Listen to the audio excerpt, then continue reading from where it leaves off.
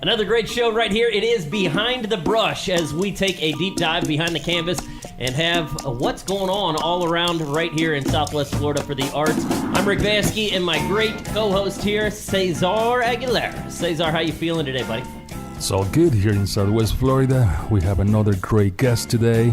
His exhibition's right now on view at the Sidney Berne Art Center in the Capitol Gallery until the 27th of June. Yeah, man. Welcome, Nick. Thank you for having me, guys. Yeah.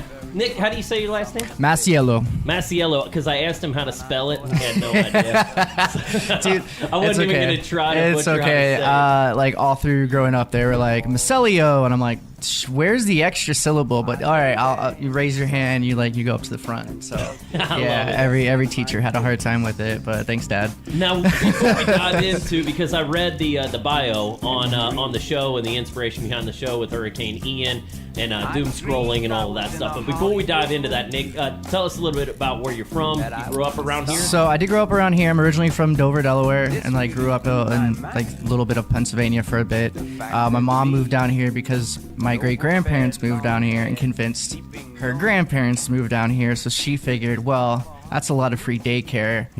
I might as well move down there. So I grew up with all my grandparents and stuff in Southwest Florida while she was at work, and then went to public school. So it was At fun. what age you got here?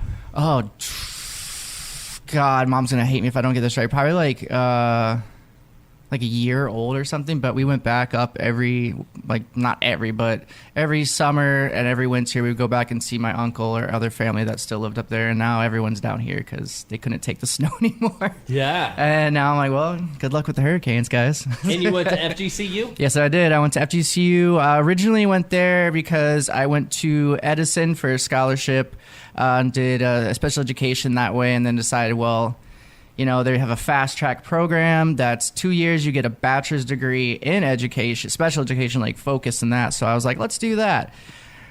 Got to the summer portion of those courses, was already pretty burned out, and I got a C in a course, and they told me that was failing. So I had to wait a year to take the whole thing again, and I was like, well, I'm not going to wait. Oh, I missed the good.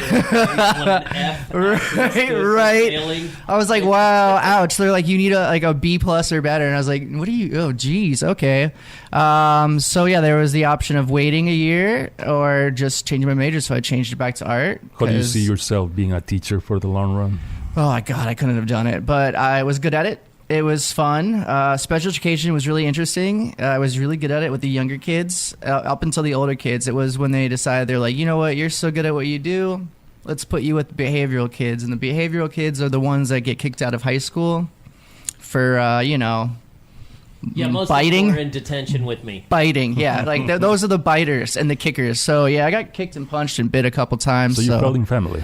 Oh, yeah, I felt right at home, man. It was great. It was like, wow, I'm not the only insane one in this place. But, yeah, that kind of convinced me to get out of it, and I went back to art, and I stayed with it ever since. And I was going to, try and incorporate some kind of art into a lesson plan with special education, do art therapy. That was my end time goal. I could see myself 40 years old and doing cool art-wide projects, with every school in this area or, in another area, whatever. But I had this idea where I could create a curriculum that would actually, anyone could utilize, any teacher that would help unlock autistic kids or kids that had certain disabilities. Because I did the program one summer with one of my teachers. She told me to do something artistic with the kids. And I was like, what's the easiest thing I can think of? And I was like, oh, disposable cameras. Give every one of the kids a disposable camera and let them shoot it. So that's kind of where it started. Yeah. The idea was like, man, I did photography in high school, and it's coming back now in my job. And then when I went to FGCU, they were trying to teach me how to, paint realism, portraiture, landscapes, get really good with this, learn your color theory, learn the basics of museum processes, learn shop processes, no open-toed shoes, gloves at all times kind of thing, don't put a nail through your arm, right. Safety hazards. That was a majority of what was needed and taught. And I mean, to this day, I'm like, hey, you can't mix that and that together. A certain artist will do I want to put acetone on my resin sculpture and clean it off. I was like, nope, don't melt it. It's kind of nice to still have that knowledge that they drilled into me, hey, don't do this and this, or you can mix this plus this and it makes something like oil and acrylic paints don't mix, but you can go around that. So I guess after college, went home to mom's house and I was like, hey, what do we have for art supplies around here? It was just spray paints from when I was in high school. Nice. So I'm like, well, those cans don't go bad. Right. So I started, grabbed a couple of canvases and started to get back into it. And then it got to a point where there was too many paintings at mom's house, and she convinced me to go rent a studio in downtown Punta Gorda. And that was pretty cool. I had that for I think 8 to 10 years. And it was really cool until it flooded, the rains. Yeah. Anytime it rained, through the cracks in the ceiling, it would kind of get in. Things. Oh, yeah. Yeah. And I mean, I love the city of Punta Gorda, but they weren't about to pay for damages on people's art. They don't have the money like that. Yeah. And I understand it. So I was like, I'm not mad, but I'm also not happy. So I was like, I'll just get out of there. And then got a house, decided to turn one of the bedrooms into a said studio, and voila. There you go. Yeah. Now, where do you find most of? Did you work with any of the well-known artists, or yeah, actually, what's your background about some of the people that have influenced you, or people you've worked with or respect? So fresh out of college, I actually got in. I started working at Sidney Berne, I think a little bit in college, and also with an alumni friend of mine, Andrew Cork, got me a position as an art handler with Daryl Potterf, and that was years and years ago, and it was just, my job was quote unquote pick it up, put it down. That's all you have to do. You were the intern. Yeah, and it was the greatest thing ever. It was really fun. I was like, wow, I'm picking up 200-pound pieces of artwork with a team of people that know more about it than me, but I was fresh out of college. I wanted to know. So I knew about, Bob Rauschenberg from college, and I knew who Daryl Potter was, so it was kind of cool for me to work with him. Yeah. And I also got opportunities to work with Marcus Jansen a lot when he had the Studio A downtown, the first Studio A. We did a lot of shows and installs there. I was one of the only ones besides him that could install this one installation piece. Yeah. I just photographed it in my mind, and so he would deinstall it, and we clean up, move things around. And he's like, "Can you put that back together for me? Because I forgot." So I was like, "All right." And then he holds up a photograph of it, looks at it, and he's, "Yeah, you're good." So I did a lot of did a couple art basels for him and for a couple other galleries down in Miami for a bit. It was fun, but then I'm like, might as well, focus more on myself then. Awesome, so man. That's what I'm trying to do now. That's great, man. So tell me a little bit about this show, because it's interesting. You can read the bio, obviously, and I didn't even realize that was an actual word with a real, actual definition to it. Was that on Wikipedia or something? I think it came to me because when Webster dictionaries came out, somebody actually sent it to me. It was like thesaurus added these words, and they're like, "Can you believe this is it?" And I was like, "Doom scroll."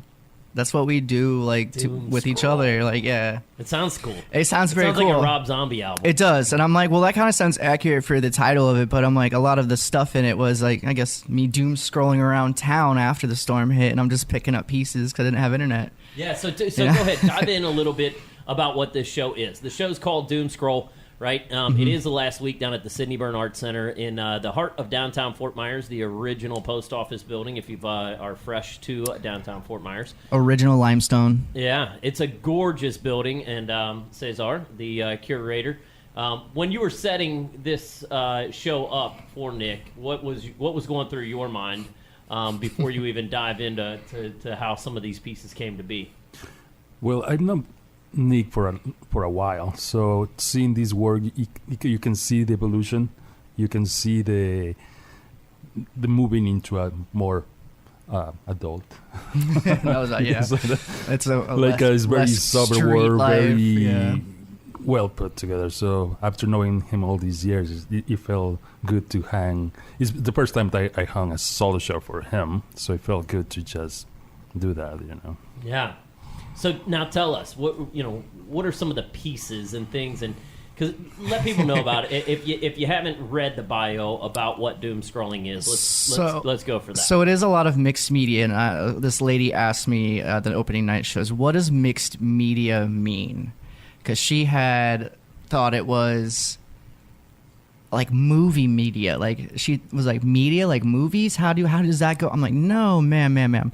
Medium is like what you use. So instead of saying 14 different items were used on this canvas and listing it out, I just cut that and said it's mixed media on canvas. And she goes, oh, that makes sense. I said, after 4 or 5 things that you're incorporated on the painting, you can just cut it up and say mixed media, and then it's up to the person to ask what is what and what's But I wasn't gonna list everything, every single scrap found. Yeah, some of your pieces will be it would be a long paragraph, right? And I've done it like on my personal Instagram where I'm like, let me see if I can figure out and remember every single medium. And it's a long post. Ball from a ball bearing, crushed up light bulb from and it's like you give the address of the washed away street. But yeah, a lot of that I was like, I'm gonna just kind of condense it into just it being all mixed media. But it is a lot of hurricane debris.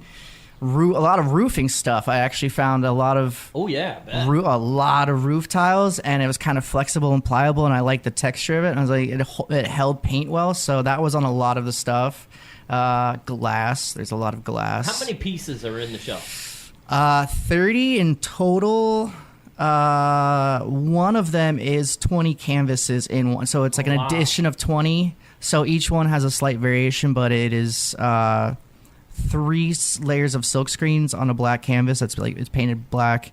And then what I did was I took Stuart Simple's Vanta Black, which is not to be confused with the Anish Kapoor Vanta Black that no one can get a hold of. I figured, let me get at least something. But I mixed that into the primary colors, so blue, yellow, red, and silk screen that. And so like at first you're like, I don't see anything. And then as the light hits it in certain directions, you're like, oh, and like it's 2 pictures. One was before and one was after, and it's like around downtown by the harbor basin. And then one of a street lamp that was like just decimated. The house is like absolutely decimated. So I was like, well, that's all that's really left. And in the screen process, I kept adding water to it, just get it to go through, because the Vanta Black's very texture, like it's like pigment, so it needed more. It ended up bubbling some of the images, so it really abstracted a lot of it unintentionally. So I was like, these turned out very cool, so I was very proud of it. And then I had no idea in my head how to hang it, and this man blew my mind when I walked in. I was like, because I said a grid. I said I didn't give him. I said, I don't know what kind of grid. Just a grid? Does that work? And he's like, yeah, that works. And I walked in, I was like, damn. That and even my mom was like, wow, she's like counting them and making the noise going across, and she's like, this is really cool. When you showed them on your floor, they were just laid out and I didn't get it. Yeah. So it's nice to see it on a wall and people get it. So I see a lot of vintage advertisement in a few of your pieces. Is that something you found after the hurricane, or something you had in your stash? Oh no, that was after the hurricane. A lot of the signage and stuff that was like washed away. So like there was a lot of these signs that you see for like, we'll buy your junk cars now.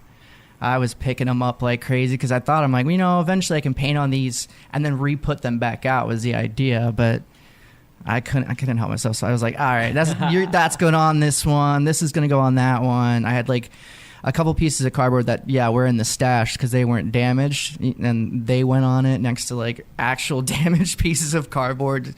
Nice juxtaposition there. But it was nice to like, some of the things were like, where the hell did somebody lose a Louis Vuitton charm? Mine. Like, and I glued it to a painting so fast. And a lot of it's like photographs from people's houses that those houses are probably not there anymore, and I don't know what's going to be there, but a lot of stuff from friends that were, affected during the hurricane. They gave me little trinkets here and there, and I'm like, I'm going to use this for a painting. And they're like, no, you won't. Bet I will. Wow. Bet I will. There's some Mexican candies on one of the last ones, and it's from a coworker. And no one at work likes those. And she gave me a pile of them. I was like, I'm going to put this in art. And she's like, no, you won't. Yeah. No, you won't. No. And then I showed her a picture of it finished after the show. And I was like, this is it lit at the show. She goes, I need to go. But she lives all the way in Naples. So it's like, it's going to be a trek for you to go up there. But I'll show you pictures. So yeah, it's fun to use everyone's materials and found materials and kind of collide them together with paint. Like that. I mean, a lot of the paint is still found too. I found a good amount of some just crappy acrylics, you know, that starter acrylics like Liquitex, but they were washed out there from people's houses, and I'm like, oh, yeah. I was like, I just took everything and sanitized it with Lysol, and then everything, once it goes onto the painting, everything gets coated in like automotive coating. Yeah, it's the clear coat, so it ain't going nowhere. Like there's little dead animals and bones and stuff. It won't smell. It will never smell. But I figured it's nice to my whole thought in this process was trying to make something beautiful out of something terrible that happened, and even using things that people might deem creepy or dark or scary, and juxtaposing it with like bright colors. Like there's pieces in there that are like neon green, and you're like, why is it so bright if it's such a dark, well, why not? Yeah, bring it back to light in a different view. I decided you incorporate like the color wheel into like main big pieces, and it went like, yellow and blue, yellow with like a little bit of blue, then red with a little bit of blue, blue with a little bit of yellow, and then we're like, from there I'm like, oh crap, where do I go? Secondary.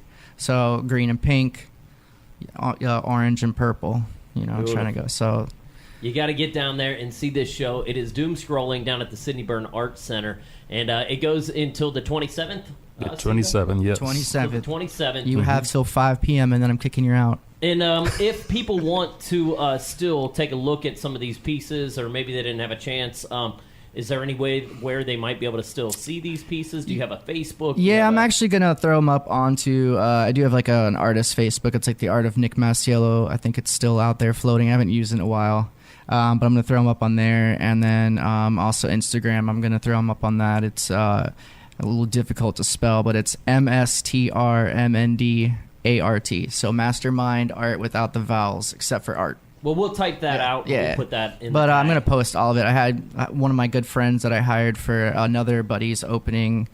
I curated his art show in Tampa, and I was like, you're really good at your photographs. I will hire you again for my show. He's like, really? Okay. Yeah. And now this man's doing advertisements. Like, it's been a year since I've seen him, but yeah, he was doing big-ass advertisements for local businesses, and they turned out fantastic. So I was like, yeah, well worth the money. And so one more time on the last name, because is that Masiello. Masiello. Mm-hmm. So Nick Masiello, they'll find you maybe on Facebook, The Art of Nick Masiello.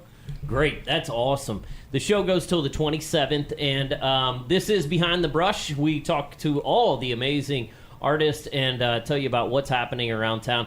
And the close of your show is the beginning of another, and that's what I do love about the art scene here in Southwest Florida.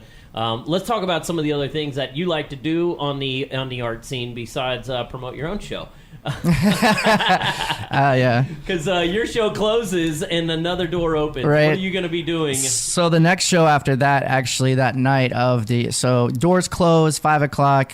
Everyone's got to get out, but then you can go and head down to Bonita Springs, and at 6 o'clock there is an opening for the Arts Bonita at the Performing Arts Center portion of it, the one on not Old 41, the Bonita Road one? The Bonita Beach Road? Yes, that one. Yeah. So that center, they in the round in where they have the, I guess, classrooms on the outside, and then in the middle of it is a giant theater. Very beautiful. I thought it was classically done. You would never believe that that's inside there. Yeah. So I saw a show there. It was phenomenal. It's good. The architecture alone, I was like, okay, well, I don't even look at the show the whole time. I'm looking at the ceiling, but that's just me. Yeah. I was looking at the building itself. But in the round area, the roundabout area, is where the show is going to be held. And actually, Cesar will be showing with me in that as well. So it's going to be, I think... There's a show with Cesar art? Yes, there is. It's been a while since I've It has been a while. Show, I mean, the last one... the company is very good. Very good company of different we have artists. Mully coming out with it. We got Marcus Zotter on it. Let me think. ACAT. Will Soto, Brian Weaver, and CCG. Wait, go. Who's all this again? What's the show called? The show is called The Cutting Edge. Oh, so it's all about more street art or modern type of art. So the group of artists that are coming is pretty good. Is Marcus Sutter, Molly, me, ACAT, Will Soto, Brian Weaver, Nick Masiello, and CCG. That's a huge... Wow, that's a lot. That's a lot of art. We've got a lot of space to fill. Yeah. That's amazing. I mean, the last show they had there was Joan Sonnerberg, and she's probably one of my favorite living artists in Florida. She's 92 years old. Still paints. Wow, 92. And Still paints. what's her name, Joan? Joan Sonnenberg. Oh, wow. She is amazing, and she's good friends with Marcus Jansen. Yeah, we held a solo show exhibition at the Davies Center in January, too. How long's the show what is it, The Cutting Edge? The Cutting Edge. I think And how long is that show going to run? I think it's 2 months. Am I mistaken? Oh, wow. It's going to be up a while. I think it's up a little bit longer than most. Yeah. Yeah, it's until August 9th. August 9th, so you have a while to see it. But that'll be that's amazing. Yeah. That's great. Always great things going on around town in Southwest Florida Arts. You can always look things up on each of these individual websites for all of these communities, but we try to tie it all together right here and paint a beautiful picture of all the art and what's going on behind the scenes of the art. Nick, thanks so much. Very welcome, for sir. being here. Thank you for having me. It's great. Your show goes until Friday the 27th. Get down there, and then at 5 o'clock, turn and burn and get down to Bonita for the Cutting Edge. 5, 6, how many great artists are going to be on? 7. 7 amazing artists, and that is the Bonita Arts. Bonita Arts, yep. Yeah, right off of Bonita Beach Road. This is Behind the Brush. Anything else we need to talk about going on around town? Well, I think there's always something cool going on at the Alliance for the Arts right now. David is the Acevedo's show, at the David Alliance. Acevedo. That's really good. Yeah, his pieces are amazing. David Acevedo is great.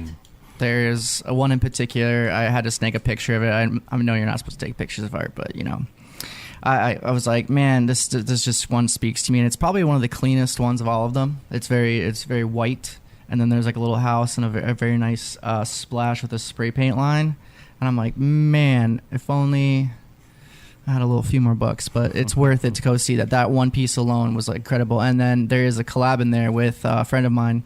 He collaborated with Danielle Blanchard, and that's a beautiful piece too. And then he's got a really cool sculpture in there that if someone has the money, they should scoop that up because it's going to be worth something. Yeah, David's really good. Yeah, great plug there, man. That's amazing. And what's next down at the Sidney Berne Art Center?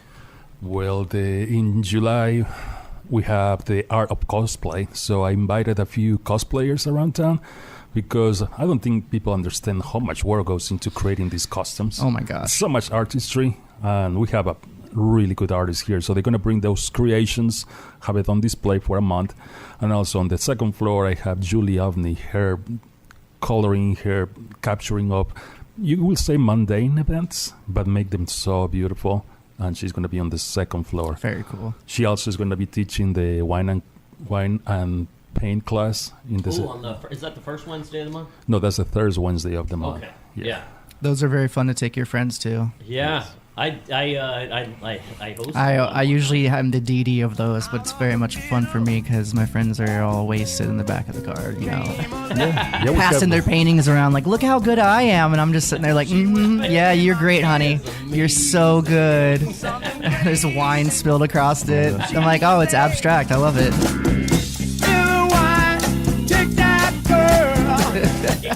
Yeah, we have Rick has hosted a couple of them at the art center, and they're always sold out. Oh, that's very cool. Yeah, it's very fun.